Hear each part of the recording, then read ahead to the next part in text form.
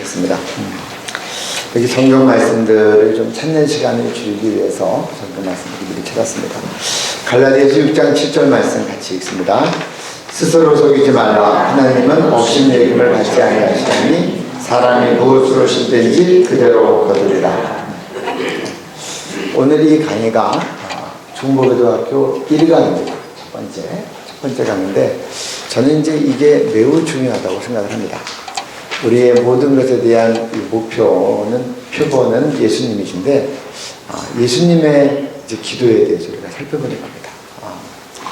먼저 우리가 참 이 하나님의 원리를 알아야 되는데, 사람이 무엇으로 심든지 그대로 거두리라. 심은 대로 거둔다는 겁니다. 우리만의 그런 습관이 있습니다. 콩 심은 대로 콩 나고, 팥 심은 대로 팥 난다. 너무 당연한 말인데, 이것을 마음에 잘 새겨둬야 됩니다. 사실 이제 살다 보면 이 영적인 세계를 잘 모르면 어떤 사람은 어려움을 당했는데 그것이 왜 당했는지도 모르고 그냥 사는 사람이 있어요. 어떤 사람은 왜 당했는지는 아는데 그거를 극복하고 돌파하지 못하고 값을 다 치르는 사람이 있어요. 어떤 사람은 왜 당했는지도 알고 그것을 정말 기도함으로 돌파해서 그것을 제압하고 그리고 승리하는 사람이 있어요. 근데 이 세 번째 종류의 사람이 그렇게 많지 않다는 겁니다. 그래서 우리가 하나님이 주신 모든 축복과 또 이루어야 될 모든 것들을 다 이루지 못하고 누리지 못하고 도덕에 온 것은 도덕질하고 죽이고 멸망케 하는 일인데 그게 다 우리 그 존귀한 인생이 소모됩니다. 근데 이 영적 전쟁도 마찬가지예요. 어떤 분들은 해봐야 한다고 해요. 그건 영의 세계를 잘 모르는 분들입니다. 이미 딱 영적 전쟁에 들어갈 때 이 사람이 이길지 질지는 이길 사람인지 질지 아니면 이미 결정돼 있어요. 영적 전쟁은 그 사람의 진면목을 드러내는 것이라고 볼 수 있어요. 어려운 일에 당하면 그 사람의 진면목이 드러납니다. 우리 가운데 그런 말이 있습니다. 백설이 만공곤해야 송죽에 푸르름을 하죠. 소나무와 대나무에 푸르름을 하죠. 다른 것들은 다 겨울 되면 그 잎이 떨어지고 다 죽잖아요. 근데 소나무와 대나무만 겨울에도 독에 청청합니다. 일이 어려워봐야 장부의 마음을 한다. 좋을 때는 누가 진국이고 누가 충성된지 모릅니다. 하지만 교회가 시험에 들면 누가 충성돼? 누가 정말 참 믿을 만한 사람인지가 드러나는 거예요. 평소에는 모르는데. 그래서 심는 대로 거두게 되면 잘 심어야 됩니다. 근데 한 가지 더 생각하셨거든요. 여러분, 옥수수 하나를 심으면 옥수수 한 알이 납니까? 옥수수 하나를 심으면 어떻게 돼요? 옥수수 수백 알 달린 게 여러 개 한꺼번에 나죠. 저희 외할머니 댁에 큰 감나무가 있었어요. 근데 이 감나무가 너무 크고 너무 오래돼가지고 감이 매우 많이 잘 열려요. 그러니까 저희 외할머니께서는 감을 다 늦가을에 다 정리하셔가지고 지방에 흩어져 있는 딸들, 아들에게 다 그걸 보내주셔서 제가 어렸을 때 감을 많이 먹었어요. 감씨 하나를 심었는데 그게 한 10년쯤 되니까 잘 익은 감을 많이 였는데 오래되니까 수백 알이 냈는데 근데 그것이 한 번으로 끝나는 것도 아니고 해마다 해야 되는 거예요. 여러분 아펜젤로 원로드가 들어와서 두 명이 1880년에 인천 재물포항에 발을 들였는데 지금은 130년 기독교 역사에 1000만의 기독교인이 있고 지금 27,000명이 넘는 선교사들이 나가서 활약하고 있어요.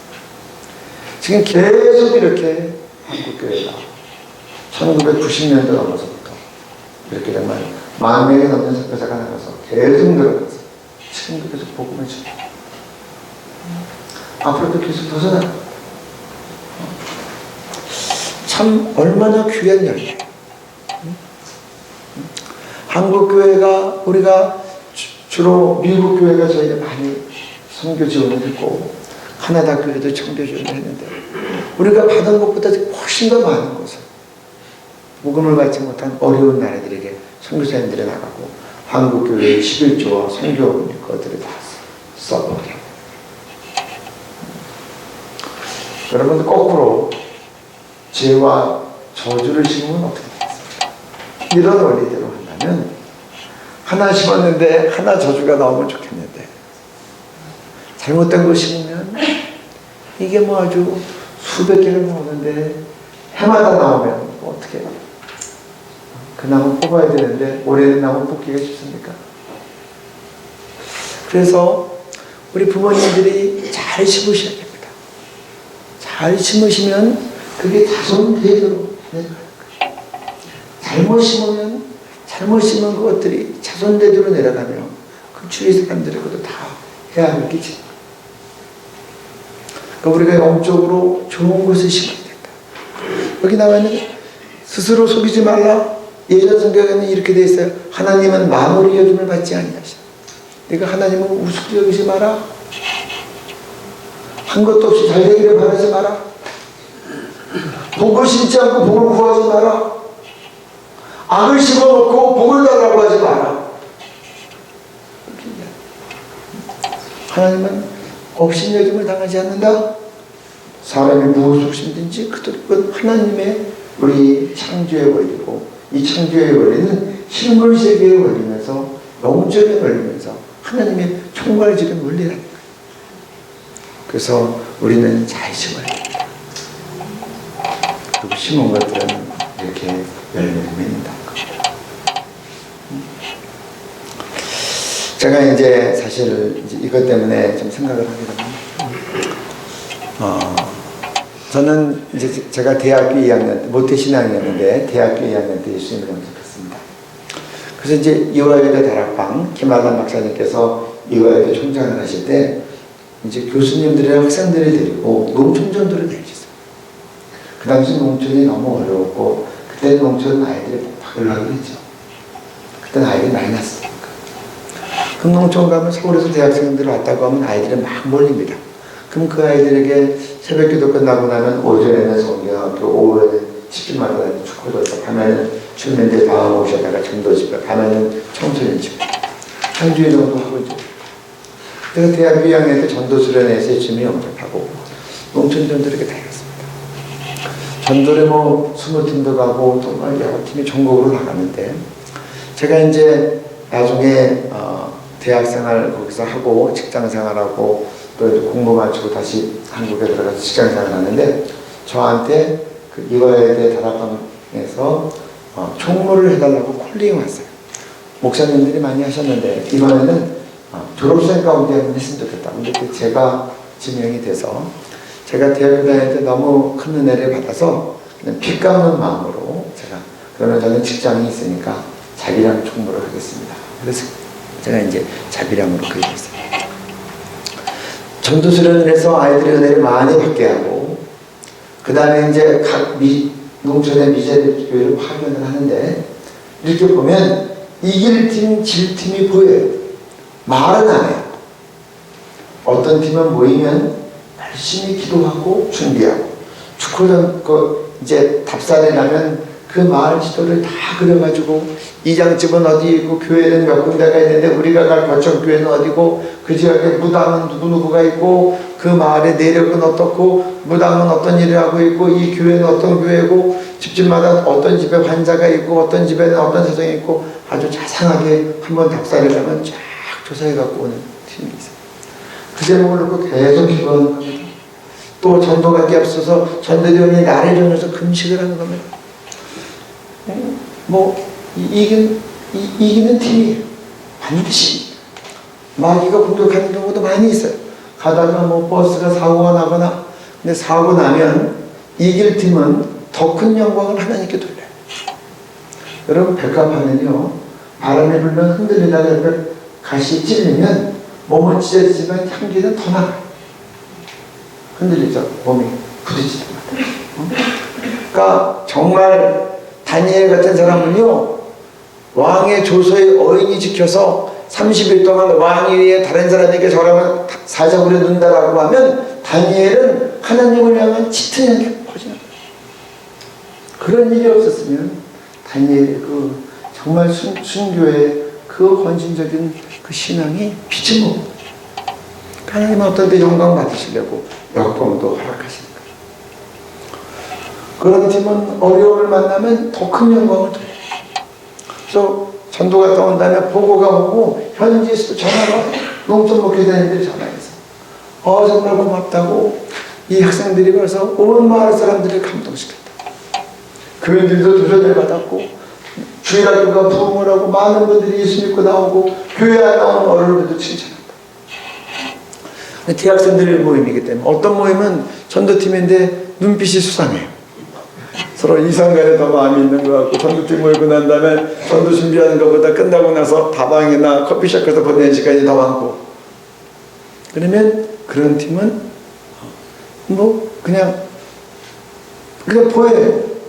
가면은 그냥 전도하다가 사고 나고 어려움 당하고 또 열매가 없고 마을 주민들한테 야단 맞고 교인들에게도 지적당하고 그럼 나중에 그 지역 목회자님 전화하셔서 섭섭한 얘기하고 상처받은 얘기하고 그럼 저는 또 사과하고 죄송하다고.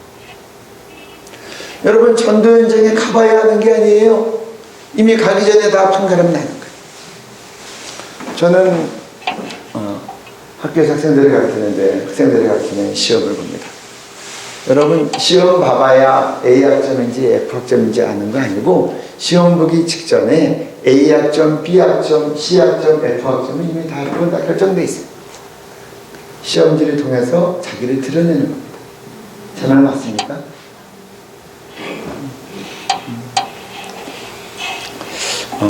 제가 이제 왜 이런 말씀 드리냐고 하면 정말 우리가 살아나가면서 많은 것들을 하지만 많은 상황을 직면하고 우리가 영적 전쟁을 겪지만 여러분 우리가 겪어봐야 알고 부딪히면 잘하자가 안 된다는 겁니다. 여러분 준비된 사람이 이기는 겁니다. 제가 예수님의 생애를 보면서도 그런 것들을 많이 보는데요. 제가 이제 대학을 졸업하고 군대를 갔습니다. 군대를 갔는데 제가 선교단체에서 일했다는 것 때문에 제가 신학교를 안 다녔는데도 군목님이 저를 대대군종을 시키셔서 대대에는 이제 군목님이 안 계세요. 연대까지만 있기 때문에 대대가 한 500 몇십 명 되는데 대대마다 교회가 있는데 그럼 대대군종이 담임전도사가 돼서 이제 군인교회를 목회를 하는 거예요. 2주에 한 번씩 군목님이 오시니까 군목님이 안 오시는 날 주일날 낮에 설교해야 되고 매번 밤에 설교해야 되고 수요일날 또 새벽 예배 이렇게 하죠. 근데 제가 대학교 2학년 때 주님을 영접을 하고 그리고 저도 정말 예수님처럼 좀 잘해보려고 했는데 저는 계속 넘어지고 자빠지고 쓰러지는 거예요. 그래서 제가 그때 굉장히 고민도 많이 하면서 주님에 대해서 굉장히 묵상을 많이 해봤어요. 예수님도 나랑 똑같은 인간의 몸을 입으셨는데 어떻게 예수님은 단 한 번의 오차도 없고 실수도 없고 온전한 삶을 사셨는가? 그리고 나는 왜 그렇게 못 사는가? 예수님은 어떻게 하셨기에 그 삶을 사는가? 그래서 예수님의 전기를 사복음 속에 예수님의 전기 아니에요? 예수님의 전기를 계속 쭉 스크린을 하는 거예요. 근데 그때 한 단어가 저한테 아주 분명하게 왔어요. 그게 예수님의 기도였어요. 그래서 사복음서에 있는 예수님의 기도를 쭉 스크린을 하게 됐어요. 오늘 그 부분을 제가 여러분들하고 같이 볼 겁니다. 저는 이 예수님의 기도가 예수님의 온전한 생애의 가장 중요한 주춧돌이었다고 생각하고 여기 보면 40일 금식 기도가 나와 있습니다. 누가복음 4장 1절하고 2절입니다. 다 같이 읽습니다. 예수께서 성령의 충만함을 입어 요단강에서 돌아오사 광야에서 40일 동안 성령에게 이끌리시며 마귀에게 시험을 받으시더라. 이 모든 날에 아무것도 잡수시지 아니하시니 날수가 다함에 줄이신지라. 예수님의 30년의 생애가 끝나고 그다음에 공생의 3년이 시작할 때 이제 요단강에서 세례요한에게 세례를 받으십니다. 그때 세례요한이 하늘이 갈라지면서 성령이 비둘기같이 예수님에게 임해요. 그러니까 제삼세를 주고 가는 어린 양은 그러니까 하늘에서 성령이 임하시고 요한이 그렇게 증거했고, 그래서 예수님의 공생애가 시작이 됩니다. 근데 예수님의 공생애의 첫 스텝은 성령에 이끌려서 그가 40일 동안 광야에서 금식하면서 기도하시고, 그리고 마귀의 3가지 시험을 하나님의 말씀으로 물리치시고, 그리고 그의 공생애가 시작이 됩니다. 예수님은 하나님이셨어요. 그럼에도 불구하고 인간의 몸으로 오셨기 때문에 성령님께서 예수님의 공생애를 시작한 첫 번째 단계는 성령이 이끌어져서 광야에서 40일 동안 그렇게 하나님과 독대하게 하신 거예요. 전부 다 예수님 닮기 원하시죠? 네. 예수님 닮기 원하는 건 예수님의 능력과 영광과 치유와 그런 열매를 맺으려면 예수님 닮기 원한다는 것은 예수님의 40일 금식 기도도 내가 닮기를 원한다는 거지. 갑자기 숙연해지세요. 제가 또 하라고 말하는 거 모르겠어요. 그러면 정말 내가 우리 청년들 보면 사랑의 주님 닮기 원하네 눈물 흘리면서 그러는데, 그러면 너 40일 이렇게 또 닮아볼래? 그러면 대답을 할까요? 우리가 예수님 10분의 1이라도 닮기 원하면 4일 금식입니다. 여러분, 굉장히 중요한 영적 원리입니다. 예수님 40일 공생애 3년 하시기 전에 40일 금식입니다. 그러니까 저는 중요한 우리가 직분을 맡고 우리의 공적 일이 시작이 될 때 성령에 이끌려 금식기도 하고 시작하는 것이 예수님적이라고 생각합니다. 성경적이라고 생각합니다. 40일에 못하면 4일, 4일에 못하면 3일, 3일에 못하면 하루라도 우리가 예수님 닮기 위한 몸부림이 있어야 됩니다. 그래서 저는 중요한 직분을 맡고 첫 스텝이 금식기도로 시작하는 것은 예수님적이다, 성경적이다, 그렇게 생각합니다. 우리가 뭘 배워요? 성경에 나와 있는 원리대로 가는 겁니다. 그러니까 이 금식기도가 물론 급하고 우리가 죽을 때도 살려달라고 금식기도하고, 코너에 몰리고 위기에 처했을 때 금식기도하죠. 국가가 위기에 닥쳤을 때 이스라엘에서 금식기도해서 살아남죠. 또 이 요나가 니느웨 산에 가서 멸망하리라고 했을 때 니느웨 왕이 얼마나 급한지 온 사람 백성만이 아니라 짐승들까지 다 금식시킵니다. 그래가지고 그 흉악했던 니느웨 백성들이 망하지 않고 살아남아요. 금식은 그때에도 적용되지만 예수님의 생애를 볼 때, 그가 부르심을 받고 주님의 사역을 감당할 때 첫 스텝은 금식기도다. 그 다음에 예수님의 새벽기도가 나갑니다. 마가복음 1장 35절 같이 읽습니다. 새벽 아직도 밝기 전에 예수께서 일어나 나가 한적한 곳으로 가서 거기서 기도하시더라. 마가복음이 굉장히 아주 단순하게 예수님의 생애를 이렇게 잘 표현했습니다. 1장 35절에 보면 예수님의 사역 장면이 쫙 나옵니다. 안식일을 회당에서 가르치시는데 귀신이 발작하니까 쫓았어요. 근데 베드로 장모가 열병에 걸려서 아프니까 그 다음에 베드로 장모 집에 가서 열병을 치료하셨어요. 그리고 돌아왔더니 온 마을 사람들이 각색 병든 자와 귀신 들린 자를 데리고 예수님 앞에 소문을 내서 물려와 있는 겁니다. 그 사람들이 다 치료하셨어요. 그리고 나서 바로 그 다음날 이야기예요. 여러분 항상 성경을 볼 때 여러분들이 그 상태로 한번 상상해 보시면 좋겠어요.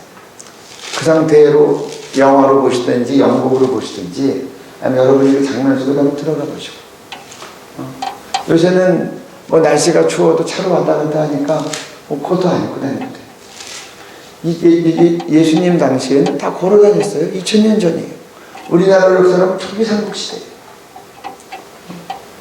예수님 회당에서 가르치시고 귀신 나타나니까 쫓으시고 그 다음에 베드로 집에까지 갔는데 걸어서 가셨을 거예요.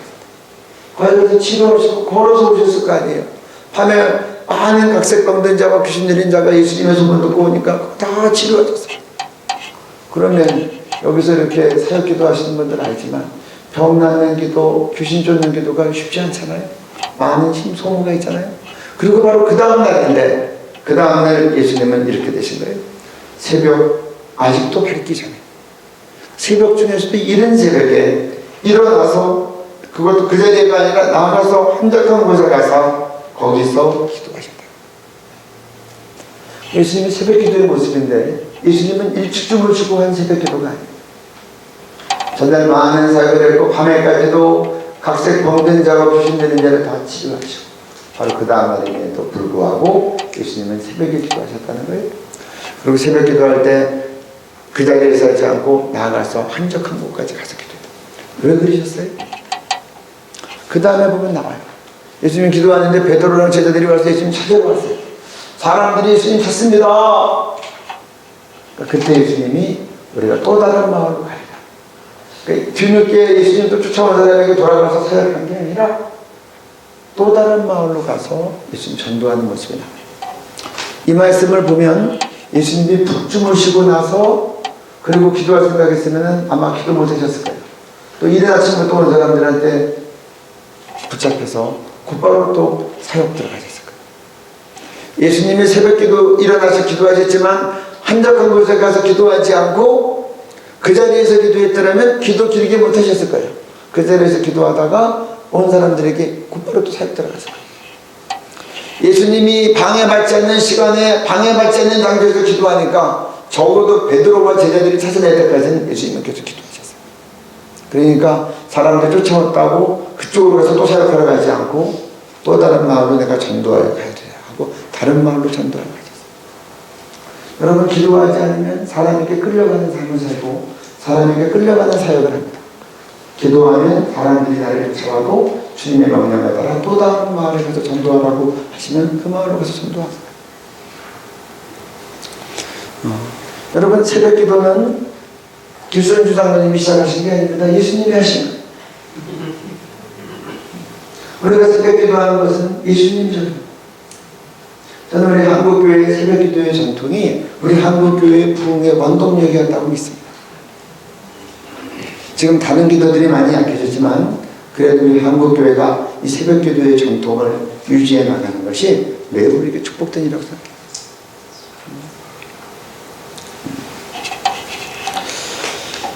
그 다음에 우리 철야 기도를 보겠습니다. 마태복음 14장 23절입니다. 같이 보겠습니다. 무리를 보내신 후에 기도하러 따로 산에 올라가시니라. 저물매 거기 혼자 계시더니 예수님 사역 마치고 나면 따로 산에 올라가서 거기서 저물매 혼자 하나님과 독대하셨어요. 산기도 하시고 밤기도 하시고. 마가복음 6장 46절 47절 같이 읽습니다. 무리를 작별하신 후에 기도하러 산으로 가시니라. 저물매 매는 바닷 가운데 있고 예수께서는 홀로 곁에 계시다. 사역 후에 예수님은 산에 가셔서 그렇게 사람들 다 보내고 나서 홀로 남아 계셨어요. 사역자들에게 매우 중요한 원칙이 있어요. 사역 후에 하나님께서 자기를 돌아보고 하나님을 독대하는 거예요. 사역이 많아질 때 우리가 막 일에 쏠려가기가 쉬운데 예수님은 늘 사역 후에 무리를 보내고 혼자 산에 가서 주님과 독대하셨다. 여기 누가복음 6장 12절부터 13절까지를 봅니다. 같이 읽습니다. 이때 예수께서 기도하시러 산으로 가서 밤이 새도록 하나님께 기도하시고 밝음에 그 제자들의 부르사 그 중에서 12를 택하여 사도라 칭하셨습니다. 예수님께서 사도들 12명 택하기 전에 산에 가서 밤이 새도록 하나님께 기도하시고 밝음에, 이 표현대로 하면 예수님은 온전히 제자를 기도합니다. 제 말 맞죠? 밤이 새도록 기도하시고 밝음에 12를. 이때는 그냥 뭐 대충한 차려 기도가 아니라 그냥 아침까지 기도하고 곧바로 그냥 그 다음으로 이어진 거예요. 이 표현대로. 예수님 이렇게 처리하 기도하셨어요. 저는 예수님의 인생 가운데 가장 중요한 사역을 두 가지를 꼽으라고 한다면 첫 번째는 십자가 사역을 뽑습니다. 예수님 십자가 지시기 위해서 오셨고 우리의 모든 죄를 위해 십자가에 돌아가심으로 우리에게 구원의 문을 열으셨어요. 예수님의 부활은 하나님의 삶이죠. 죽은 예수를 살리신 것은 또 하나는 12제자 사역이라고 저는 생각해요. 예수님의 사역은 무리 사역과 제자 사역으로 나누어지는데 무리 사역을 통해서 말씀을 전하시고 치유를 해주시고 그리고 제자들을 또 구별되게 양육해서 예수님 돌아가시고 난 다음에 12제자가 교회의 기둥이 돼서 결국 다 복음을 위하여 순교하고 이들을 통해서 복음을 퍼져나갑니다. 그러니까 예수님의 있을 12제자 사역은 정말 교회를 세우기 위한 하나님의 뿌리를 내리는 사역입니다. 그런데 잘 보십시오. 이 가장 중요한 두 사역 앞에서 예수님은 십자가 지시기 전날에도 겟세마네에서 철야기도 하셨는데 올 철야하셨어요. 한밤 핏방울을 흘리시다가 내려가다가 그 제사장들이 온 종들한테 붙잡혀서 그 다음에 로마 병정에 넘어서 십자가 지신 거예요. 그렇죠? 12제자 뽑을 때도 마찬가지예요. 밤이 마음대로 기도하시고 날이 밝음에 뽑을 거예요. 그러니까 가장 중요한 두 사역 앞에서 예수님은 다 그 전날 밤을 철야 기도를 보내신 거예요. 저는 예수님이 뭐 극기하시는 분이라고 생각하지 않아요. 기독교는 극기하는 정도가 아니에요. 극기하기 위해서 요가처럼 몸을 꼬고 뭐 이상한 행태를 하는 게 아니라 40일 금식 기도도 꼭 필요하니까 하신 거고 이 예수님의 사역 가운데 가장 중요한 이 두 사역을 위해서도 정말 밤이 맞도록 기도하자면 안 되니까 기도하다 보니까 날이 새는 거죠. 여러분들은 중요한 일 앞에서 어떻게 하십니까? 밤이 맞도록 기도하십니까? 아니면 중요하니까 맑은 정신으로 가야지 하고 일찍 푹 주무시고 가십니까? 제가 한번 중요한 일 앞에서 철야에 대한 감동이 있는데 푹 자고 가야지 하고 푹 자고 갔다가 졸음을 해야지. 여러분 우리가 중요한 일 앞에서 밤이 맞도록 기도하는 것은 예수님 전입니다. 일부러 철야할 생각은 없어요. 일부러 철야할 필요는 없어요. 하지만 기도하다가 기도가 안 끝나는 철야까지라도 기도하는 거예요. 예수님 그렇게 철야 기도하셨어요. 그래서 예수님의 생애에 단 하나의 오차도 없이 하나님의 뜻대로 그 인생이 온전히 간 거예요. 제가 이제 아까 말씀드렸던 이대 다락방 총무를 하게 되니까 오래간만에 이대 다락방 갔더니 옛날에 대학교 때 우리가 막 뜨겁게 전도했는데 많이 가라앉아 있더라고요. 그래서 다시 이제 일으켜야 되겠다 싶어서 전도 수련회를 3박 4일에 아주 성령 충만한 수련회를 해서 은혜를 받고 권능을 받아야 가서 전도를 잘할 수 있으니까 이제 그렇게 해서 이제 성령 전도 수련회를 준비했습니다.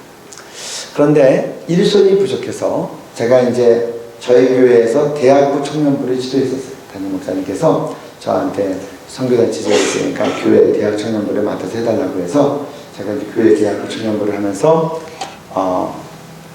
이제 그때 가르쳐서 같이 농촌전도도 제가 데리고 다녔었어요. 근데 그 중에 대학생 중에 한 명이 있는데 그 친구가 대학교 다니다가 시카고로 이민을 갔어요. 근데 제가 그 친구가 떠올라요. 그래서 제가 그 친구한테 국제전화를 걸었어요. 그 당시는 뭐 스마트폰 없고 이럴 때니까 다 유선 통화했죠. 그래서 제가 그한테 내가 선교단체 총무를 맡았는데 농촌전도를 활성화시키고 전도수련을 해야 되는데 내가 손이 필요하다. 네가 좀 여름방학 때 좀 들어와서 나를 좀 도와달라. 그랬더니 선생님이 오라니까 내가 이제 왔어요. 그래서 뭐 이대 부문 쪽에 이제 이대 다락방 채플이고 사무실이 있는데 제가 뭐 이제 학교 다니면서 뭐 선교단체 일하고 바깥으로 활동을 하니까 제 제자를 데려다 놓고도 제가 그냥 얼굴만 지나가면서 보고만 웃고 인사했지 제대로 대화도 못했어요. 그리고 이제 밤마다 제가 심야기도를 했어요. 심야기도를 스태프들 다 데리고 밤에 모여서 전도 수련회가 잘 되려면 우리 작전기도 하자. 그래서 밤마다 스태프들이랑 같이 심야기도를 뭐 한 2시까지는 계속 했는데 그때가 이제 96년도, 97년도 그때인데 그때 우리 이대 다락방 채플 거기에 이제 에어컨이 없어서 밤에 다 끝나고 2시쯤 됐는데 공교롭게 다른 사람들 다 내려갔는데 여름인데 7월 달인데 그 형제하고 저하고 둘만 남았어요. 그러니까 이제 더우니까 창문을 다 열어놓고 그처럼 사제간에 얘기를 한 거예요. 저는 이제 그 친구 보고 미국에서 나오라 그래놓고는 별로 교제도 못했다가 모처럼 서로 편안하게 얘기를 하는데 그 친구가 저한테 그러는 거예요. 저한테 선생님 변했어요. 그래서 내가 뭘 그러냐 그랬더니 옛날에 우리 대학생 때 농촌전도 가면 금요일날 철야기도 하면 새벽 5시까지 철야기도 시켰는데 왜 지금은 철야기도를 빨리 끝내요? 그래서 깜짝 놀랐어요. 그래서 보니까 정말 제가 그렇더라고요. 얘는 제가 이제 80년도 초반에 대학생들 훈련시켜서 갈 때 금요일날 철야기도, 그러니까 전도 가기 전에 일정 기간 정해놓고 금요일마다 철야기도 했어요. 대학생에게도. 그리고 그때는 이런 장비 없어서 그냥 온돌방에 들어가서 방석 걸고 앉아가지고 밤 한 11시 반 되면 딱 시작하면 불러앉아서 찬송 부르고 기도하고 말씀 보고 찬송 부르고 기도하면서 계속 새벽 5시까지. 근데 어르신들은 기억날 거예요. 한국교회가 그렇게 금요일날 철야기도 했어요. 그리고 그때는 밤에 11시에 철야기도 시작하면 새벽 기도까지 끝나고 갔어요. 그리고 중간에 집에 갈 수도 없어요. 왜 못 가죠? 통화에 용지 있었어요. 4시 반에 새벽 기도하면 4시 반에 새벽 기도 끝나고 가서 그 당시에는 토요일날 학교도 갔고 직장도 다녔어요. 그래서 제가 대학교 때 철야 기도하고 집에 가서 1시간쯤 잠깐 자고 그리고 학교 가서 시험 봤던 기억이 있어요. 우리 청년들 철야 기도 끝나고 나면 1시간 정도 자고 토요일날 직장에서 근무했어요. 근데 이제 얘는 그렇게 하다가 이민 갔는데 그 다음에 이제 10몇 년 만에 다시 저를 만났는데 만났더니 선생이 변질한 거예요. 옛날 때같이 않고 이제 기도 좀 하다가 끝내고 그래서 제가 정말 내가 바뀌었네. 그래서 내가 직장 생활하고 외국 갔다 오고 있다 보니까 나도 모르게 바뀐 거예요. 내가 바뀌었는데 왜 나를 몰랐을까 보니까 우리 교회에서 철야기도가 없었어요. 둘러봤더니 주변에 거의 대부분의 교회에서 금요 철야기도가 없어지고 심야기도가 바뀝니다. 그래서 꼭 그 프랑스에 가면 그 개구리 요리 고급 레스토랑 가면 개구리 식용 개구리 좋은 개구리를 해서 플라스틱 유리 플라스틱에 넣고 예쁜 알코올 안에 가지고 키는 그럼 제일 그 개구리 살아있어 움직이는데 거기서 그냥 이걸 쫓는 거예요. 개구리를 뜨거운 물에 두면 금방 뛰어나오죠. 개구리가 변온동물이거든요. 근데 그 익히면 뜨겁다 하고 이거 좀 꼭 그렇게 돼서 영적으로 우리가 도태된 걸 느낍니다. 그래가지고 제가 정말 그 제자 덕분에 하나님께 회개했어요. 그래가지고 제가 안 되겠다. 그래서 그 스태프들을 데리고 금요일마다 철야기도 하자. 그래서 밤에 스태프들 데리고 철야기도 했더니 학교 건물이라 그냥 경비가 학교에 보고 하니까 사무총장님께서 저한테 아이고 학교가 어려워해. 그래서 저한테 이 교수 너무 그래서 내가 학교에 정말 누를 끼치면 안 되겠다. 그래서 이제 스태프들이랑 다 하는 철야는 하지 않았어요. 근데 제 마음에 너무 걸림이 돼서 제가 그때부터 총무인기 끝날 때까지 제가 밤마다 혼자 채플에서 기도했어요. 3층에 채플로 나가서. 그러니까 저는 이제 제가 혼자 하니까 학교가 모를 줄 알았어요. 그리고 제 총무인기가 다 끝날 때까지 금요일이 되면 철야기도 하고 제가 이제 새벽 4시 반, 5시 되면 나와서 이제 차를 몰고 집으로 갔어요. 그러고 나서 이제 나중에 한 10년쯤 지나서 그 사무총장님 제가 이제 학교도 은퇴하시고 난 다음에 한번 이제 인사드리고 대화하는데 저는 혼자 해서 학교가 모를 줄 알았는데 그렇게 또 계속 다 보고가 올라간 거예요. 거기 경비들이 있으니까. 그래서 10년 지나고 나서 사무총장님이 그때 자네가 혼자 계속 기도를 했다지 그러면서 그런 얘기를 하시더라고요. 저는 하나님께서 저에게 이렇게 철야에 대해서 이렇게 몇 가지 이제 그 돌파할 때 철야를 통해서 돌파하게 하신 적이 있어요. 이제 2005년 가을에 9월달쯤에 하나님께서 이런 감동을 주셨어요. 우리가 월요일마다 모여서 월요일 기도를 하고 있었는데 하나님께서 저한테 나는 너희가 월요일마다 기도하는 걸 원하지 않는다. 나는 너희가 쉬지 않고 종일종일 쉬지 않고 하나님 나라에서 기도하기를 원한다. 월요일만 저녁에 기도하기를 원하지 않는다. 그런 부담을 주시는 거예요. 그래가지고 제가 너무 부담스러웠어요. 제가 그때 직장 생활하고 있었고 교회에서는 청년부를 지도하고 있었고 그 다음에 또 선교단체를 몇 개를 섬기고 있었는데, 뭐 조미종야 기도를 하는 건 제가 안 되는 것 같아요. 그래서 이거는 제가 할 일이 아닌가 보다 싶어서 감동이 올 때마다 계속 감동을 눌렀어요. 근데 한 12월쯤 되면 12월 초인데 또 제가 기도를 하고 있는데 그 감동이 또 오는 거예요. 그래서 계속 누르는데 마음에 이런 마음이 들어요. 하나님께서 내가 종이종야 쉬지 않는 기도로 하나님의 나라를 세우기를 원하는데 너 때문이 아니야. 그래서 그런 감동이 와서 아니 주님 저 때문이라니요. 저는 지금 제가 할 형편이 못 되잖아요. 그랬더니 이런 감동을 주셨어요. 네가 못하면 네가 말하면 다른 사람도 할 사람이 있는데 왜 네가 말도 안 하냐는 거예요. 그래서 계속 이제 묵상 가운데 주님이랑 이렇게 이제 교감을 나누다가 오케이 그럼 제가 뭐 말을 하겠습니다. 그리고 이제 12월 이틀 주 월요일에 모임을 갔어요. 한 30명 정도가 모여서 기도했어요. 월요일에 저한테 모여서 개인 기도 안 하고 나라를 위해서 정치, 경제, 교육만 특별히 북한을 위해서 많이 기도했어요. 그러니까 이제 대부분 신앙 좋은 헌신된 분들이 오시죠. 제가 그 가을부터 받았던 감동을 쭉 얘기했어요. 그래서 종이종야 기도하기로 원했습니다. 근데 내가 부담이 돼서 계속 눌렀는데 주님께서 왜 네가 말도 못하냐? 네가 말하면 할 사람들이 있는데. 그래서 제가 이야기를 나눕니다. 근데 그때 그 얘기하는데 정말 하나님이 인정했다. 굉장히 이렇게 엄중하게 우리 가운데 임하시는데 그 많은 분들이 한 마음으로 잘 집중해서 듣고 그 말이 끝나니까 사람들이 다 일치되게 아멘 하더라고요. 그러니까 제가 일치된 순종이라는 말을 들었는데 그때 그게 이제 몸으로 이렇게 딱 느껴지더라고요. 이게 하나님의 감동, 이게 정말 이루시는구나. 그래서 제가 이제 그럼 어떻게 하면 좋겠습니까? 그래서 서로 그때 삐를 했어요.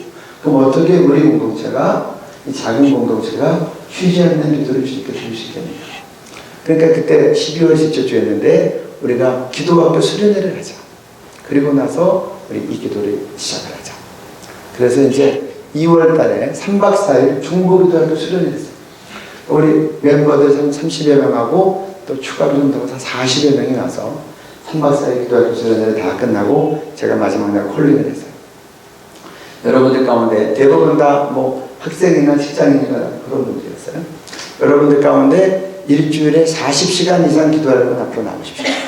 두 분이 나왔어요. 일주일에 20시간 이상 기도할 분 나오십시오. 여기 우리가 기도의 집을 만들면, 기도센터를 만들면 그 기도 공간에서 나와서 기도합니다. 그랬더니 16명이 나왔어요. 그러니까 합해서 20시간 이상 기도하기로 한 사람이 18명이 나온 거예요. 그 다음에 다른 사람들은 어떤 사람들은 7시간, 어떤 사람들은 5시간, 어떤 사람들은 11시간 자기 형편대로 다 써냈어요.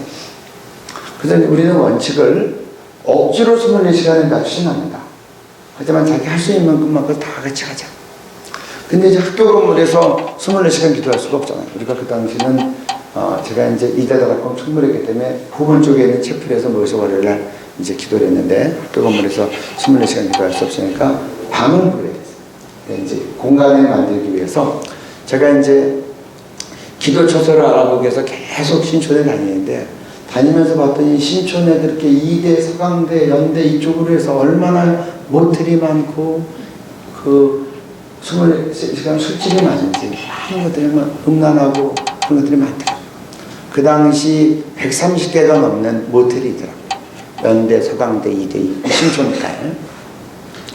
그런데 제가 이제 그렇게 얘기했어요. 18명 20시간 이상 번신하는 분들이 다 오케이 하면 확정하겠습니다. 그래서 웬만한 데가 나와서 보여주면 18명이 다 오케이 하는 데가 안 나오는 거예요. 그러니까 제가 너무나 이제 찾아보고 다니다가 하다가 기운이 빠져가지고 주님 어떻게 하면 좋겠습니까? 이거 어떻게 돌파가 됩니까? 그러고 있는데 제 마음에 차라기도에 대한 감동이 받아요. 그래서 제가 이제 월요일에 가서 그랬어요. 이제 우리 기도처소 구할 때까지, 기도의 집이 세팅될 때까지 금요일마다 차례 기도합니다. 밤 11시까지 거기 이제 2층 회의실이 있는데 2층 회의실로 오십시오. 그랬더니 이제 제가 대학교 때 가르쳤던 제자들이 이제 오고 그랬으니까 선생님이 오니까 이제 애들이 아무 생각 없이 온 거예요. 그럼 첫 금요일에 갔더니 한 14명이 왔어요. 그래가지고 이제 이런 것도 없이 둘러앉아가지고 한 명이 기타 치고 찬송하다가 계속 기도해서 새벽 5시까지 했어요. 그러니까 처음에 애들이 아무 생각 없이 하다가 새벽 5시까지 계속 기도하니까 가는데 정말 비틀비틀하면서 가더라고요. 그래서 그 뒷모습을 보면서 아이고 이놈들 다음 주 금요일에 또 올까. 근데 그 다음에 또 문자 보내고 그랬더니 애들이 또 일주일 사이 잊어버렸는지 금요일날 11시가 되면 또 오더라고요. 그런데 밤새 기도하면 갈 때는 비틀비틀하면서 가는데 참 하나님의 은혜인 것 같아요. 애들이 계속 오는데 조금씩 더 오더라고요. 그래서 기도가 한참 익어가는데 제가 이제 금요일날 11시 처리하는데 일부러 이제 늦은 오후에 빨리 왔어요. 와서 이제 뭐 준비도 하고 혼자 시간도 갖고 좀 근데 길이 잘못 돌아가지고 급정거를 해가지고 차를 탁 세웠는데 딱 그거 보니까 2층에 부동산이 있어요. 그 당시는 제가 하도 건물을 보러 다니니까 먼 눈에는 뭐만 보인다고 부동산에 딱 대니까 그냥 그대로 올라갔어요. 여기 우리 이런 공간으로 기도 공간이 필요한데 괜찮은 거 있냐 했더니 적합한 게 있다고 보여주는데 기차역 신촌역이 있어요. 기차역 신촌역 앞에 7층짜리 빌딩에 7층이에요. 조그만 빌딩이에요. 크지 않아요. 거기가 뵀는데 보니까 제 마음에 아주 아담하고 좋더라고요. 여기면 되겠다. 그래서 그날 밤에 18명을 다 불렀어요. 뭐라고. 그분들이 딱 와서 보더니 빈 집인데 7층짜리에 7층인데 거기가 딱 마음에 들어 하는 거다. 그래서 그날 해결됐어요. 금요일 저녁에 계속 쌓이는 게 딱 해결이 되더라고요. 그래서 빈집이니까 그대로 계약하고 곧바로 들어갔어요. 그래서 처음에 입주했는데 그 7층 빌딩을 가서 봤더니 여기 24시간 영업하는 게 저희까지 포함해서 3개가 된 거예요. 2층에는 24시간 술집, 5층에는 24시간 마사지 센터. 그런데 이거 수상한 마사지예요. 울긋불긋하고 뭐 퇴폐 마사지. 그리고 7층이 가는데 24시간 기도하는 집으로 이제 센터로 들어간 거예요. 그래서 저희가 처음에 들어가서 열흘 동안을 우리가 밤 기도를 했어요. 직장인들이 있으니까 밤 10시부터 이렇게 모여서 계속 이제 2-3시간씩 기도하고 그랬는데 제 마음에 제 마음에 하나의 이제 질문이 생겼어요. 하나님 목적 달성을 했는데 이 금요일 제자를 멈출까요? 계속할까요? 그런 질문을 가지고 밤 기도를 이제 열흘 동안 하고 있는데 그때가 저희가 5월 26일인가 들어간 것 같아요. 들어가서 2006년이었죠. 그때 들어가서 아직 에어컨 설치 안 했으니까 열흘 동안 하니까 6월 초가 되니까 더워서 창문을 열어놓고 찬송을 부르고 특별히 예수 구의 찬송 많이 부르고 그렇게 기도를 하는데 어느 날인가 6월 초인데 누가 바깥에서 문을 막 두드려요. 그래서 그냥 나가서 문을 열었더니 5층 마사지 센터 주인 아주머니가 올라오신 거예요. 저한테 막 삿대질하면서 찬송 작작 불러요. 손님 끊어져요. 하는데 근데 제가 이해가 되더라고요. 그 퇴폐 서비스 받으면서 찬송가 들으면 얼마나 거북하겠어요. 그래서 제가 사죄를 했어요. 죄송합니다. 그러니까 문 꼭 잠그고 소리 안 나가게 하겠습니다. 그리고 이제 그분 돌려보내고 제가 딱 돌아서는데 제가 금요일 제가 계속 할까요 말까요에 대해서 대답하십니다. 내가 밤에 이렇게 취하게 가능한데 누군가는 기도해야지 않겠냐. 그래서 제가 하나님 그러면 이제 목적하고 상관없이 금요일 제가 계속 하겠습니다. 그래서 그때부터 이제 이 월요일도 모임에서 금요일 날 이제 밤 11시, 그 당시 11시 시작했어요. 11시부터 새벽 5시까지 금요일 제자들. 그 금요일 제자들은 다 와라. 다 와라. 그래서 각각 기도 시간은 달라도 금요일 날은 다 모여서 그게 이제 메인 집회가 된 거예요. 그래서 계속 그래서 월요일 날 월요 기도 모임, 저녁 때 모이는 거 별개로 또 금요일 제자가 메인 집회가 돼서 그 저녁 시간이 기니까 뭐 골고루 다 하겠더라고요. 말씀도 충분히 듣고 주제별 기도도 충분히 하고 그러면 이제 진행이 된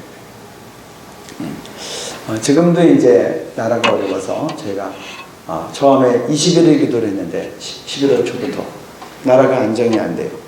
40일 기도로 연장했는데 안 돼요. 50일 니에미야 기도가 있어요. 성백상 52일이 돼도 안 돼요. 그래서 이제 우리가 120일로 정했어요.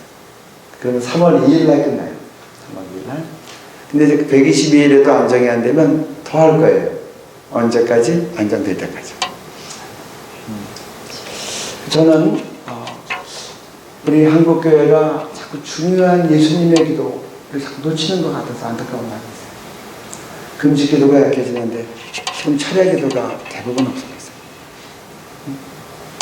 예수님 닮는다는 것은 예수님의 기도 닮는 거예요.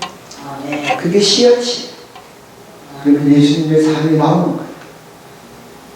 감나무를 심으면 감이 열리듯이, 해마다 열리듯이, 많이 열리듯이. 심지 않고 어떻게 예수님의 삶을 풀어? 저는 제가 이제 선교단체 총무하거나 그럴 때는 주저넘게 이런 생각 해봤어요. 예수님은 그 당시 뭐 빼삐가 막 유행할 때인데 예수님은 그래도 옛날 사람들은 좀 그래도 시간적인 여유가 있었겠지. 지금처럼 뭐 이렇게 스케줄이 바쁘거나 그러지 않으셨겠죠. 근데 성경 보니까 예수님 많이 바쁘셨어요. 한번 우리 말씀을 보겠습니다. 마가복음 3장 20절입니다. 집에 들어가시니 보기가 잘렸습니다. 잘린 거 제가 읽어드리겠습니다. 마가복음 3장 20절 집에 들어가시니 무리가 다시 모이므로 식사할 겨를도 없는지라. 그 다음에 마가복음 6장 36절 제가 읽어드립니다. 이르시되 너희는 따로 한적한 곳에 가서 잠깐 쉬어라 하시니 이는 오고 가는 사람이 많아 음식 먹을 겨를도 없습니다. 그러니까 여기 보면 예수님이나 제자들이나 식사할 겨를도 없이 바빴다. 그런 모습이 나와요. 그 다음에 이제 누가복음 8장 23절 여러분들 같이 읽죠. 같이 읽겠습니다. 선할 때 예수께서 잠입으셨더니 마침 광풍이 꽃으로 내리치며 배에 물이 가득하게 되어 밑에 앉으라. 제자들이 나와 깨어 이르되 주여 주여 우리가 죽겠나이다 하는데 예수께서 잠을 깨사 바람과 물결을 꾸짖으시니 이에 그쳐 잔잔하여지더라. 뭐 광풍이 얼마나 치면 조그만 배가 막 여러분 파도 치는 배가 이렇게 됐다 막 이렇게 됐다 막 하잖아요. 그리고 여기 보면 배에 물이 가득히 들어 물이 이렇게 들어왔는데 예수님은 배에서 자고 계신 거예요. 예수님이 뭐 자는 척 했겠어요? 얼마나 수면이 부족하면 누구 말마다나 어떤 분은 엉덩이만 땅에다는 조신다고 하는데 예수님이 그렇게 수면이 부족하십니다. 이렇게 막 정신없을 때도 예수님 배고프 주무신 거예요. 제자들 깨니까 깨어 일어나서 그때 광풍을 잔잔하게 하죠. 예수님은 식사할 겨를도 없지만 제가 볼 때 수면 시간이 많이 부족하셨단 말이에요. 제가 드리는 말씀은 예수님은 시간이 여유가 있어서 한 게 아니라 정말 밥 먹을 시간은 없어도 기도를 하셨고 주무실 시간은 없어도 기도를 하셨고 그렇다는 말입니다. 그 밑에 보면 더 구체적으로 표현이 되어 있어요. 누가복음 6장 54절 55절입니다. 배에서 내리니 같이 읽습니다. 배에서 내리니 사람들이 곧 예수이신 줄 알고 그 온 지방으로 달려 돌아다니며 예수께서 어디 계시다는 말을 듣는 대로 병든 자를 침상처럼 메고 나오니. 네. 그러니까 예수이신 줄 알고 55절에 보면 온 지방으로 달려 돌아다니며 막 뛰어다니면서 예수님을 찾아내는 거예요. 예수님 어디인 줄 알면 병든 자를 침상처럼 메고 나오는 거예요. 그러니까 여러분들도 마찬가지. 집에 불치병 걸린 아버지나 여러분 아들이나 딸이 다 죽게 됐는데 예수님한테만 가면 무슨 병이 되지 난다 그러면 여러분들 그렇게 안 하시겠어요? 어머니 마음에 눈에 보이는 게 있겠어요? 무리하더라도 그냥 막 밀어붙이겠죠. 그러니까 심지어는 사람들이 꽉 차가지고 들어갈 수 없으니까 지붕을 뜯어서까지 사랑하는 사람을 내리잖아요. 여러분 그 지붕은 여러 사람이 올라가도 안 무너질 만큼 튼튼한 지붕이에요. 그러니까 올라간 거죠. 여러분 손병부 때문에 작년에 생각해 보세요. 중풍병자를 옛날에는 지붕에 어떻게 올렸겠어요? 어떻게 올렸겠어요? 어떻게 올렸겠어요? 제가 볼 때는 저도 저희 아버지도 중풍을 오래 앓으셨어요. 끈으로 몸을 묶었을 것 같아요. 그래서 끌어올렸을 것 같아요. 얼마나 고통스러워요? 환자도.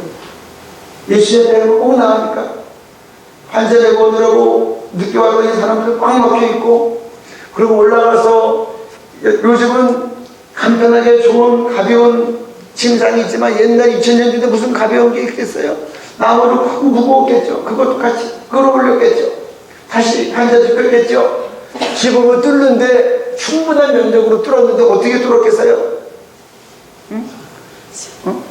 곡괭이질하고 막 그랬겠죠. 돌 떨어지고 그러는데 밑에 사람들은 너무나 꽉 차서 피할 수도 없어. 그게 옛날 장비로 1, 20분에 됐겠냐고요. 밑에 사람들이 뭐라 그랬겠어요? 돌 떨어져 손가락 쓰면서 야 이놈아 넌 양심도 없냐. 집회가 어떻게 됐겠어요? 예수님이 그 장면에 다 보신 거예요. 지나가게 하신 거예요. 그 귀한 헌신과 믿음과 사랑과 의리를 보신 거예요. 그리고 친구들의 믿음을 보시고